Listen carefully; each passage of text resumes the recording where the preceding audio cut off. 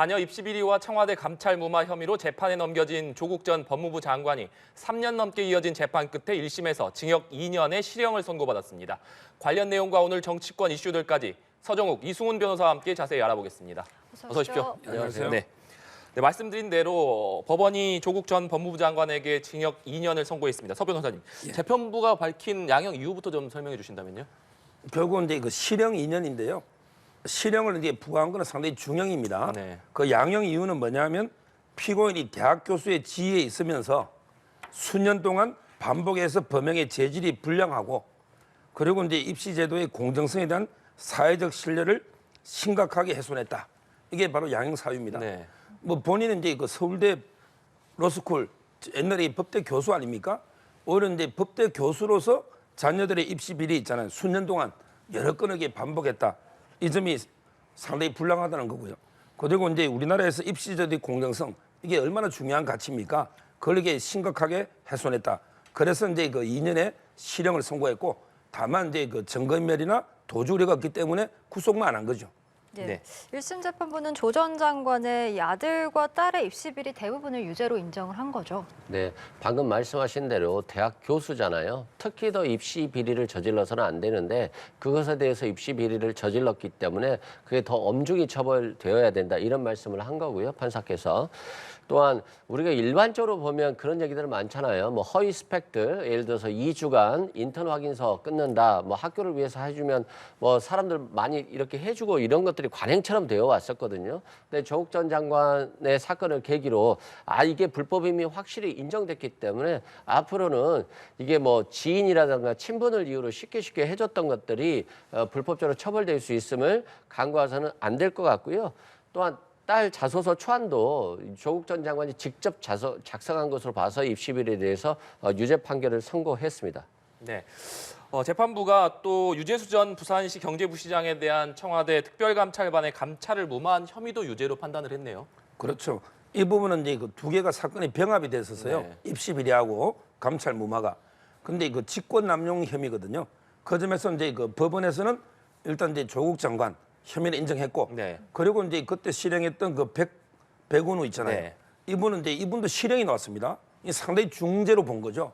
백운우 비서관도 이제 법정 구속은 안 됐지만 10개월의 그 실형이 나왔고요. 네. 다만 이제 그 중간에 있었던 우리 박형철 그 반부패 비서관 있잖아요. 네. 이분은 이제 그 개입 정도가 낮다 해서 이분만 이게 무죄가 논. 그러니까 결국 조국, 백운우 두 분이 유죄로 논 이런 상황입니다. 네. 그리고 배우자 정경심 교수의 경우에는 딸 입시 비리와 사모펀드 관련 혐의로 기소가 돼서 징역 4년의 실형을 선고받은 상황인데 징역 1년이 추가로 선고가 됐습니다. 그렇습니다. 조국 전 장관과 같이 공범으로서 같이 재판에 있었거든요. 입시 비리 관련해서. 근데 조국 전 장관이 유죄가 나오면서 그의 부인인 정경심 교수에게도 유죄 판결이 나왔고 1년이 이제 형이 추가됐고요. 또 청와대 감찰 무마 관련해서도 이 조국 전 장관은 청와대 민정수석실에 감찰 종결권이 없다. 종결권한이 없는데 내가 어떻게 직권을 남용해서 종결을 시켰겠냐라고 이제 변소를 했습니다만 그게 인정이 되지 않고 민정수석실로서 어떤 수사기관에 이첩을 하는 게 맞았었는데 관계 기관에만 이첩을 했기 때문에 아마도 유죄 판결이 나온 것으로 보여집니다. 네. 재판부가 조 전 장관에게 실형을 선고했습니다만 말씀해 주신 대로 법정 구속은 하지 않았습니까? 하지 않았습니다. 이것은 뭐 일반적인 좀 경우라고 봐야겠습니까? 뭐 일반적이라 보긴 어렵고요. 보통은 이제 그 법정 구속도 많이 하는데 네. 아마 이제 그 판결에 보면 두 가지 이유를 설치하고 있습니다. 네. 첫째는 이제 그 이미 증거 조사가 완료가 됐다. 그래서 이제 그 증거 인멸의 우려가 없다. 증거 인멸 이게 첫째 이유고요. 네. 그다음에 두 번째는 좀 납득이 잘 안 돼요. 두 번째는 이제 그 사회적 유대관계에 비추어 볼 때 도주 우려가 없다. 이게 무슨 말인지를 저는 이게 판결문에서 제가 처음 보는 용어라서 사회적 유대관계에 비추어 볼 때 도주할 우려가 없다. 뭐 상식적으로 보면 이게 서울대 교수고 책도 쓰고 활동 많이 하니까 도망 안 갈 수 있겠지만 그러나 이게 그 보통 이런 식으로 하다 보면 이게 그 법정 구속할 일이 별로 없거든요. 대부분 이게 보면 뭐 증거조사야 다 끝났겠죠. 재판 끝나면. 그리고 이제 사회적 지위가 높은 분들, 뭐 전직 대통령이나 이런 분들이 도망갈 염려는 없잖아요. 이 논리를 이게 다 간다면 박근혜 대통령이나 이명박 대통령이나 다 이게 구속될 이유가 없지 않습니까? 네. 전직 대통령까지 하신 분이 도망해야 가겠습니까? 조사가 다 됐다면.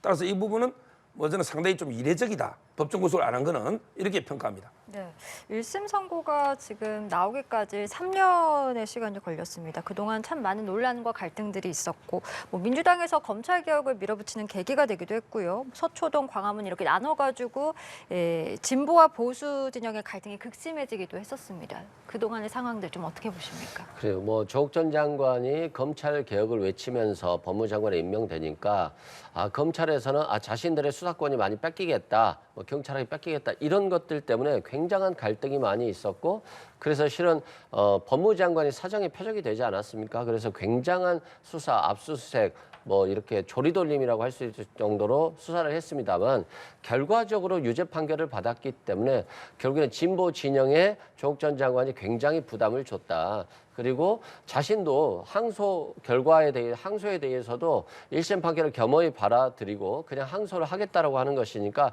결국 그런 부분에 대해서 국민들께 간접적으로 사과를 한 것으로 보여집니다. 네, 이 부분에 대해서는 손영욱 변호사님 말씀도 좀 들어봐야 될 것 같은데요. 조국 장관이 그 진정으로 저는 반성하느냐 이 문제인데요. 저는 전혀 그렇게 안 보입니다. 본인에게 그 선고 결과를 겸허히 받아들인다라고 했는데요. 근데 제가 자세히 보니까 이걸 이게 또 국민들을 저는 속이고 있는 게 아닌가. 본인에게 마치 12개 중에 8, 9개를 다 이게 무죄받은 것처럼 엄청나게 인터뷰를 하던데 기소 혐의가 12개입니다. 제가 보기에 중요 혐의가 전부 유죄가 난 거예요. 근데 무죄 중에도요. 유죄보다 못한 것도 있어요. 뭐냐면 예를 들어 이제 장학금 받은 거 있잖아요. 요게 뇌물만 무죄가 났지 청탁금지법으로 이게 처벌이 됐잖아요. 그것도 유죄입니다. 다만 뇌물만 무죄지. 그리고 이제 또 혐의 중에 왜 그때 자산관리 김경록 씨인가 이게 컴퓨터 같은 거 치우라 이런 거 있잖아요.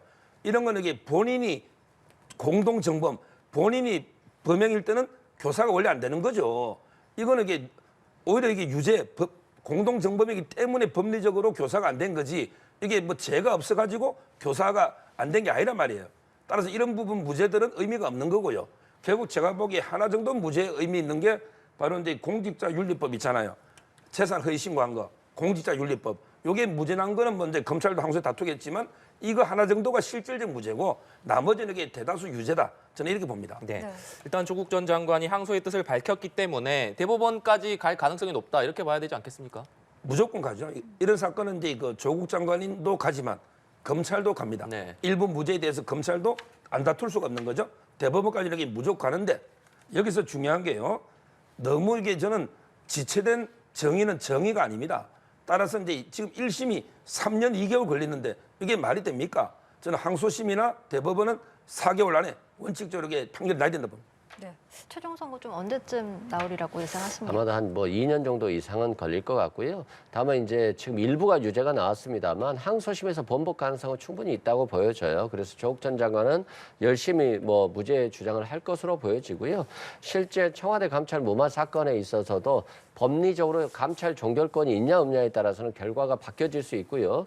또 자택 PC 증거 인멸 교사죄와 관련해서도 무죄 판결이 내려졌고요. 또 노한중 부산의료원장에 대해서 600만 원을 장학금으로 받은 것이 뇌물 아니냐라고 기소를 했습니다만 일단 뇌물죄에 대해서는 무죄가 내려졌고요.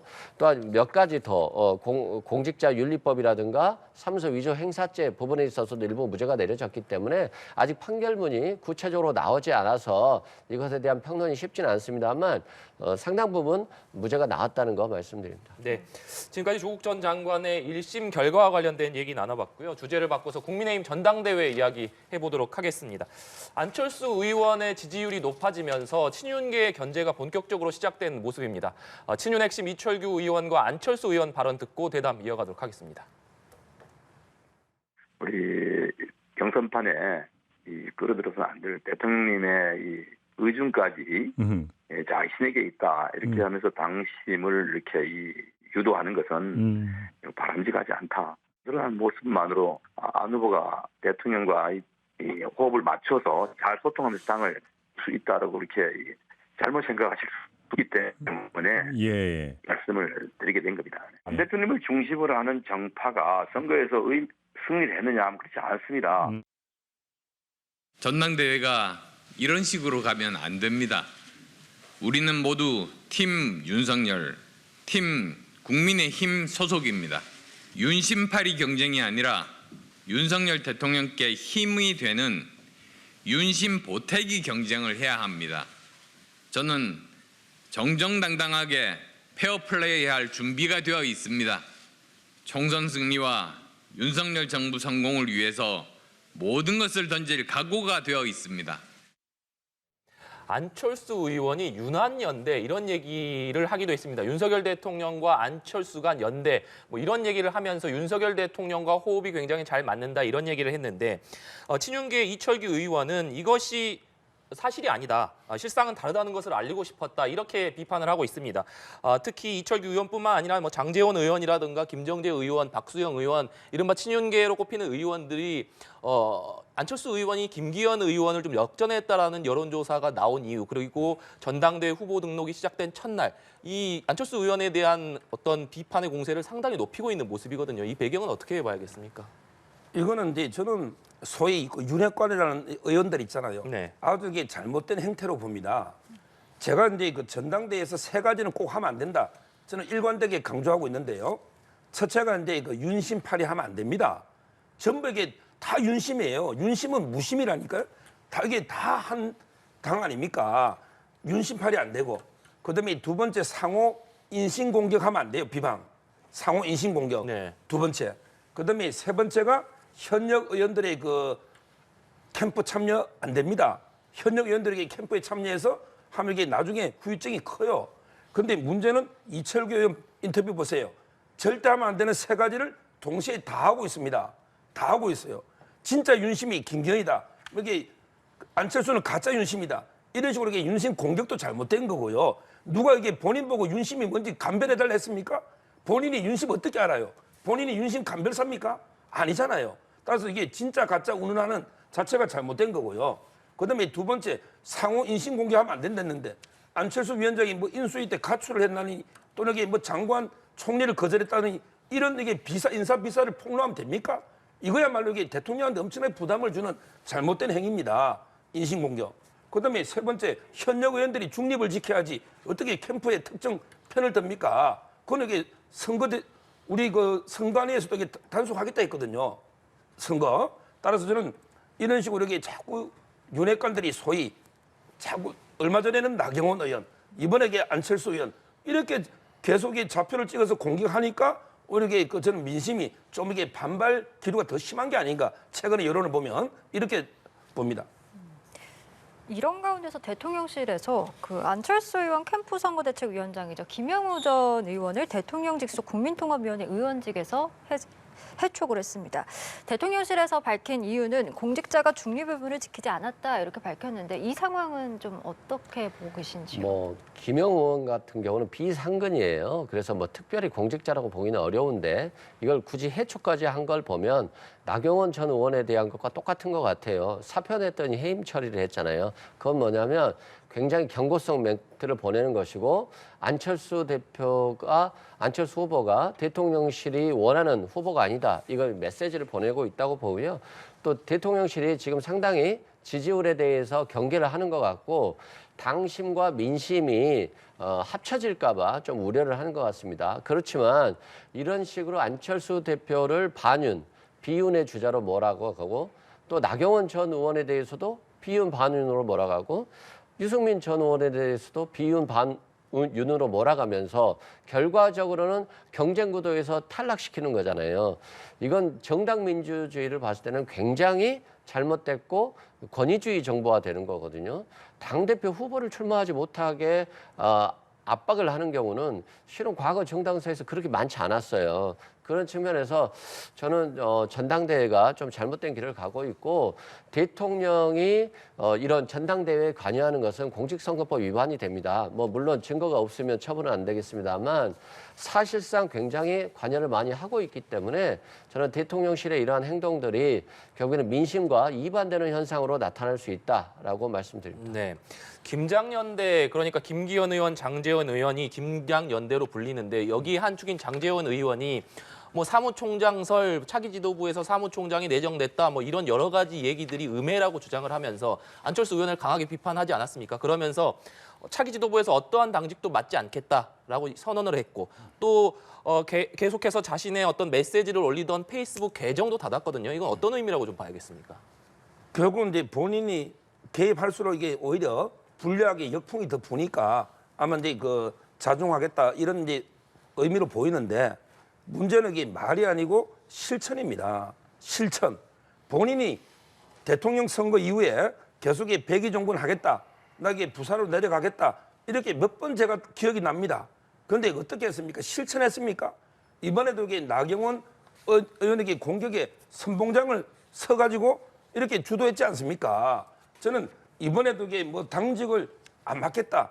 이런 이제 뭐 그 자체가 의미가 아주 없는 건 아니지만 네. 이런 이제 당직을 안 받고도 얼마든지 배후에서 공천이라든지 또 이게 개입할 수 있는 거 아닙니까? 따라서는 이런 게 말보다는 진짜 실천해서 완전히 진짜 백의종군을 하겠다. 이런 게 진심으로 이런 게 자세가 필요한 게 아닌가 이래 봅니다. 예, 친 이준석계로 분류가 되는 천하람 순천 당협위원장도 당대표 출마를 공식화했습니다. 과거로 퇴행하는 국민의힘을 다시 미래로 이끄는 당대표가 되겠다 이렇게 출마를 선언을 했고 그러면서 친윤계 의원들을 향해서 강하게 비판을 했습니다. 우리 당과 대한민국 정치를 망치는 간신배들, 대통령 신뢰를 갉아먹는 주범이다. 강도 높게 비판을 했네요. 좀 어떻게 보셨습니까? 네, 이게 뭐 국민의힘을 위하는 말씀입니다만 또 어떻게 보면 반윤으로 또 낙인될 수 있기 때문에 결과적으로 이것만 가지고는 천하람 당협위원장이 큰 의미를 가지기는 쉽지는 않겠다. 그래서 반윤의 어떤 기치뿐만이 아니라 젊은 정치인으로서 뭘 해보겠다라고 하는 비전 중심의 어떤 선거를 하는 것이 천하람 위원장 입장에서 보면 더 좋지 않을까 싶고요. 허은하 의원 같은 경우도 굉장히 강하게 비판했어요. 윤핵관이 집단 폭주를 하고 있다. 이런 독재 정부라는 취지로까지도 얘기를 하고 있기 때문에 저는 이런 것들은 굉장히 좋은 의견이라고 생각하고 민주당도 마찬가지고요. 국민의힘도 마찬가지고 여러 의원들의 다양한 의견을 수렴해야 돼요. 근데 이런 다양한 의견들이 수렴되지 않고 배척되고 결과적으로는 대통령실이나 아니면 지도부의 의사만 있게 된다라고 한다면 민심과 멀어지기 때문에 결국에는 총선을 이기기 위해서 여러 가지 전략을 짰습니다만 그게 물거품이 되는 거예요. 뭐 상대 당 입장에서 보면 좋을 수도 있지만요. 그런 측면에서 저는 뭐 국민의힘이 좀 더 민주적인 전당대회를 치렀으면 그게 국민의 기대에 부합하지 않겠느냐 이런 말씀드립니다. 네, 천하람 대표 후보 말씀을 해주셨습니다만 당대표에는 천하람 당협위원장, 또 최고위원회는 김용태 전 최고위원, 허은하 의원, 또 청년 최고위원회는 이기인 경기도 의원이 도전장을 던지면서 이른바 친이준석계가 진영을 갖췄다 이런 얘기들이 나오고 있는데 이번 전당대회에서 친이준석계가 어떤 결과를 좀 얻으리라고 전망은 하십니까? 뭐 제가 보기에 뭐 거의 바람을 못 일으키지 않을까. 뭐 찻잔 속의 태풍, 미풍 저는 이제 상당히 좀 부정적으로 보는 게요. 왜냐하면 이제 이준석 대표가 처음 출마할 때 상당히 바람을 일으켰어요. 네. 그래서 이제 그 여론을 30% 등했고 이제 당 대표까지 됐습니다. 그때 지지했던 많은 사람들이 제 주위에 이건 제 경험입니다. 많은 사람들에게 실망하고 떠난 분이 많아요. 왜 그때는 이제 그 젊은 당 대표가 뭔가 새바람을 일으키면서 새로운 정치를 보여주지 않겠는가 이런 이제 기대감이 있어서 태풍이었죠. 그런데 그 이후에 당 대표하면서 어떻게 했습니까? 끝내 그 선거할 때는 한 3-4번 이게 가출했죠. 가출해서 이게 끊임없이 분탕질 치고 당을 이게 분열로 이게 가고 그리고 이게 본인은 개인 또 이게 무고 혐의 있잖아요. 성상납과 무고 혐의 그 중에 무고 혐의는 이제 그 검찰에 송치가 돼가지고 지금 이게 당원까지 정지가 된 이런 상태 아닙니까? 따라서 저는 이준석 대표의 그 새 정치에 대해서 많은 이게 당원들이 실망을 한 부분이 많기 때문에 이번에 그 이준석계가 몇 명이 나왔지만 이분들이 옛날처럼 바람을 일으키기는 어렵지 않을까 개인적으로. 따라서 이제 그 천하람 뭐 당대표 후보도 잘하면 뭐 제가 보기에 잘하면 3등 아니면 이게 저는 컷오프 가능성까지도 있다. 지금 이렇게 보이고요. 아마 이제 그 결선 결선은 결국 김기현, 안철수 후보로 갈 수밖에 없지 않을까 저는 그래 봅니다. 예, 큰 바람을 일으키지는 못할 것이다. 지금 이준석 전 대표는 친이준석계 인사들의 후원회장을 맡기로 했습니다. 그러면서 친윤계 의원들은 이와 관련해서 불법 선거 개입이다 이렇게 또 비판을 하고 있는 상황이거든요. 이에 대해서 또 이 전 대표가 즉각 반박을 나서기도 했고 이렇게 친윤계와 이 전 대표의 이 신경전이 다시 또 시작되는 모습입니다. 그렇죠. 뭐 필요 없는 신경전인 것 같은데요. 후원회장에 무슨 자격 조건이 있겠어요. 뭐 선거권하고 이건 상관이 없는 거고요. 정치인에 대한 후원회장을 맡는 것이니까 선거 개입이라고 볼 수는 없을 것으로 보여지고 만약에 이준석 전 대표 이런 행동이 이런 개입이라고 한다라고 하면 대통령실은 엄청나게 선거 개입을 하고 있는 거죠. 거의 뭐 찍어내기를 하고 있기 때문에 그래서 저는 굳이 뭐 이런 논란들을 왜 만들어가고 있는지 이해할 수 없고요. 자기 편이 아니면 정치하지 않겠다는 의미잖아요. 저는 국민의힘이 집권 여당으로서 이런 모습들을 보여주는 것들은 굉장히 올바른 태도가 아니다 이런 말씀드립니다. 네. 주제를 좀 바꿔서요. 민주당 이야기도 해보도록 하겠습니다. 민주당은 이상민 장관 탄핵 추진 여부를 놓고 의원들의 의견을 추가로 듣기로 했습니다. 관련해서 여야 지도부의 발언 듣고 오시겠습니다. 이상민 장관의 책임을 분명히 묻고 재판 과정에서 새로운 정황과 사실이 확인된 김건희 여사의 수사를 반드시 받게 하자는 데는 그 어떤 이견도 없었습니다. 다만 이상민 장관 탄핵 소추의 추진은 참석 못한 의원들의 의견까지 더 수렴해서 최종 결론을 내리기로 한 이상민 장관의 문책은 국민과 유가족, 생존자의 준엄한 명령이고 요구입니다. 탄핵 소추는 정치적 결단일 뿐만 아니라 법적 요소가 들어가 있습니다. 섣불리 국회가 탄핵 소추 카드를 꺼내 들었다가 탄핵 요건이 되지 않아서 기각이 되면 그 혼란과 낭비에 대한 책임은 누가 져야 되는 것입니까? 장외투쟁은 소수당이 뜻을 국민들에게 알리기 위해서 하는 것이지 압도적인 일당이 국회를 버리고 장외투쟁한다는 것은 누가 봐도 우스운 일입니다. 네, 민주당 지도부가 주도한 이상민 장관 탄핵 추진이 어제 열린 민주당 의원총회에서 제동이 걸렸습니다. 탄핵 찬성 의견은 많았다고 하는데 탄핵 근거에 대한 법률적 검토가 더 필요하다. 기각될 경우에 여론의 역풍을 맞을 수도 있다. 이런 의견들이 나왔다고 하는데 먼저 민주당 의원총회에서 탄핵 소추 추진이 조금 제동이 걸린 배경은 어떻게 보시는지 궁금하고 결국에 민주당 지도부가 어떤 결론을 내리라고 전망하시는지도 궁금하네요. 예. 결국은 이제 그 해임 건의하고요. 탄핵은 이제 그 성격이 전혀 틀립니다. 해임 건의는 이제 그 정치적 행위예요. 그래서 이제 건의하면 대통령이 뭐 따르고 안 따르고 대통령 마음이죠. 이거는 이제 아무 때나 할 수 있는 거죠. 그렇지만 이게 탄핵은요. 재판하는 법적인 행위입니다. 재판 행위, 재판. 이 말은 이게 국회는 기소를 하는 검찰과 같은 역할을 하고 네. 그다음에 그 판사 역할을 하는 게 헌법재판소입니다. 그리고 이게 우리 법에 보면 탄핵은요. 그냥 불법이 있어야 됩니다. 직무상의 어떤 불법. 따라서 이게 탄핵 사유가 됩니까? 이상민 장관이 정치적 책임은 모르겠어요. 뭐 정치적으로야 대형 참사가 났으니 그렇지만 이게 이상민 장관이 뭐 직무유기를 했거나 또는 이게 직권남용을 했거나 뭐 이게 범죄 저지른 게 전혀 없지 않습니까? 현재까지 밝혀진 게 아무 이게 불법이 없는데 탄핵 사유에 뭐라고 적을 겁니까? 불법을 적을 내용이 없잖아요. 따라서는 뭐 탄핵을 무리하게 추진하면요. 무리하게 추진하면 이게 결국 역풍만 불고 여론상으로 그다음에 헌재에 가면 기각될 게 명약 관하다. 이렇게 봅니다. 그래서 저는 상식적인 최근에 그 7인회 중에 정성호 의원 있잖아요. 이분도 이게 탄핵에 대해서는 좀 이게 부정적으로 인터뷰한 걸 제가 본 적이 있거든요. 이런 이제 그 상식적이고 좀 합리적인 의원들이 있다면 저는 이게 탄핵 결의가 될 가능성은 없다. 이렇게 보고 있습니다. 네, 이승훈 변호사님 어떻게 보십니까? 그렇죠. 12구 참사 때 많은 젊은 청년들이 목숨을 잃었습니다만 아무도 책임지는 사람이 없잖아요. 고작 해봤자 구청장과 경찰서장 정도 구속됐기 때문에 결과적으로는 경찰청장이나 서울청장이나 행안부 장관 아무도 책임을 지지 않는 거예요. 정치라고 하는 것은 위법을 떠나서 정치적 책임을 져야 될 필요가 있는 것인데 결국에 윤석열 정부는 내가 임명한 공직자는 야당의 어떤 공격에 의해서 한 명도 해임할 수 없다라고 하는 그런 자세이기 때문에 결국에는 국민과 야당과 소통하지 않는 모습이라고 볼 수 있고 당연히 직무 집행에 있어서 헌법과 법률을 위배하는 것을 입증해야 되기 때문에 탄핵 재판은 쉽지는 않습니다. 또한 수사권이 없는데 어떻게 대통령이 보호하는 행안부 장관을 탄핵시킬 수 있겠어요? 상당히 어렵죠. 다만 이제 정치적인 의미로서 탄핵 소추를 할 수는 있습니다만 민주당 입장에서도 결과를 또 고려하지 않을 수 없기 때문에 상당한 고민이 있고요.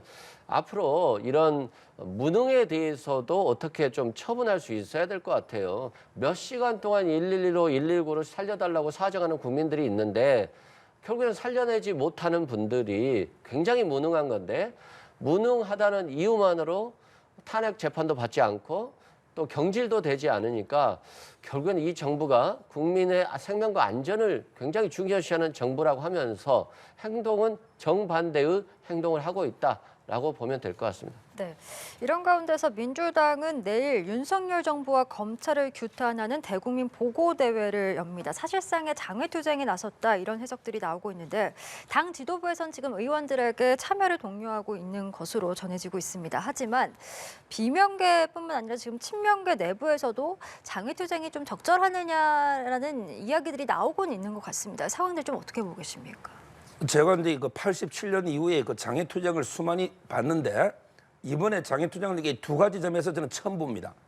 첫째는요, 이제까지 이제 그 소수 야당이 국회에서의 다수당의 행포에 도저히 방법이 없으니까 장애로 나오지 않습니까? 소수 야당이. 근데 168구석 되는 이게 그 다수당이 국회를 버리고 장애로 나간다? 이게 말이 됩니까? 본인들이 국회에서 법률도 마음대로 만들고 예산도 마음대로 하고 탄핵 해임 건의도 마음대로 하고 다 할 수 있는데 왜 장애로 나갑니까? 이렇게 저는 압도적인 다수당, 일당이 장애로 나간다 국회를 버리고 이게 처음 보는 말도 안 되는 게 현상이고요. 자, 두 번째, 저는 이게 이제까지 장애투쟁 중에 특정인을 구하기 위해서 장애투쟁하는 걸 처음 봤어요. 이게 바로 이재명 일병 구하기 아닙니까? 이재명 대표 구하기. 이재명 대표의 사법 리스크 구속될 것 같으니까 이걸 이게 한번 피해보자고 장애 집행하는 거 아닙니까? 어떤 이게 특정인의 처벌을 피하기 위해서 장애 집행하는 거 저는 이게 처음 보고요. 마지막으로 이게 뭐 검사 독재 써놨더라고요. 앞에 뭐 민생 파탄이야 그냥 하나 수식이고 결국에 검사 독재인데 제가 짧게 이게 검사 독재가 되는지. 자, 첫째, 검사 독재 국가에서 본인이 이게 토요일 날 시간 정해서 10시 반에 마음대로 왔다 갔다 할 수 있습니까? 검사 독재하는데. 자, 두 번째, 검사 독재인데 검사들 명단을 다 공개해서 조리 돌리면서 공격해라, 좌표 찍기. 이게 어떻게 독재에 가능합니까? 세 번째, 이런 게 모든 구속은 검사가 한 게 아니고 영장만 청구하면 법원이 김명수 대법원장, 그것도 이게 문재인 대통령이 임명한 이 체제에서 다 구속이 됐잖아요. 검사 독재가 아니고. 마지막으로 검사에게 독재하는데 의회에서 노웅래 의원도 부결시켜버리고 지금 이게 이재명 방탄도 이게 어떻게 될지 모르잖아요. 이게 무슨 독재입니까? 이런 말도 안 되는 검사 독재 운운하면서 장애투쟁하지 말고 빨리 이게 국회로 들어가라. 그게 진정한 민생을 위하는 기다. 이렇게. 아니 국회에서 열심히 활동하고 있지 않나요? 임시 국회까지도 열어가면서 활동하고 있고요. 야당 탄압이라고 생각하지 않은 국민이 그렇게 많지는 않을 거예요. 60명의 검사가 1년 이상 계속적으로 야당 대표만 수사하고 있잖아요. 이 정도 수사하면은 정말 이렇게 수사한 경우 본 적 있습니까? 저는 정치 사상 야당 대표를 1년 이상 이렇게 지속적으로 수사하는 경우는 드문 것 같고요. 또 검사 명단 공개, 저는 개인적으로 반대하고 있습니다만 실은 명단 공개는 그냥 합법이에요. 언론에서 얼마든지 공개가 되고 있어요. 근데 마치 이건 이제 법으로 만들려고 하니까 비판을 받는 거지. 명단 공개는 이미 검찰 스스로도 하고 있었다 이런 생각 보시면 될 것 같고요. 또 여당도 수사를 하고 김건희 여사도 수사하고 대통령의 친인척 비리도 수사를 한다면 누가 야당 탄압이라고 하겠어요. 전혀 야당 탄압이 될 수 없는데 대통령과 검찰은 이렇게 쉬운 걸 안 하는 거예요. 야당에서 탄압이라고 비판 안 받고 싶으면 자기 직도 수사하면 그만이잖아요. 그러면 얼마나 국민들이 칭찬하겠어요. 근데 그 쉬운 것을 하지 못하고 있기 때문에 국민들이 비판하고 있다 말씀드리고 지금 민생이 굉장히 어렵습니다. 마치 아랍에미리트에서 37조를 수주한 것처럼 보여지지만 계약서에 도장을 찍은 건 아니잖아요. 그리고 무역 적자 10개월 동안 적자입니다. 지금 뭐 전광판에 대통령이 뭐 수출이 최고로 좋다라고 광고를 한다라고 하는데 반도체도 굉장히 많은 적자를 보고 있고요. 민생이 굉장히 힘듭니다. 그리고 현재 실제 현장에 있는 서민들은 더 힘들어하고 있고요. 근데 야당 대표 만난 적 있나요? 한 10개월 정도에? 야당 원내대표 만난 적 있나요? 그냥 자기끼리 윤핵관만 관저에서 모여서 식사하는 거잖아요. 그러면 이분이 정말 나라를 걱정하는 분인지 아니면 상대방은 적으로 생각하고 자기끼리만 놀겠다는 것인지 의문이 있잖아요.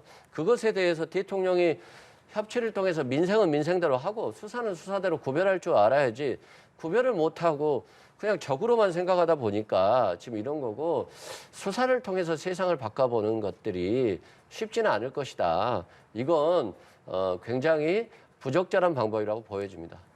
네. 알겠습니다.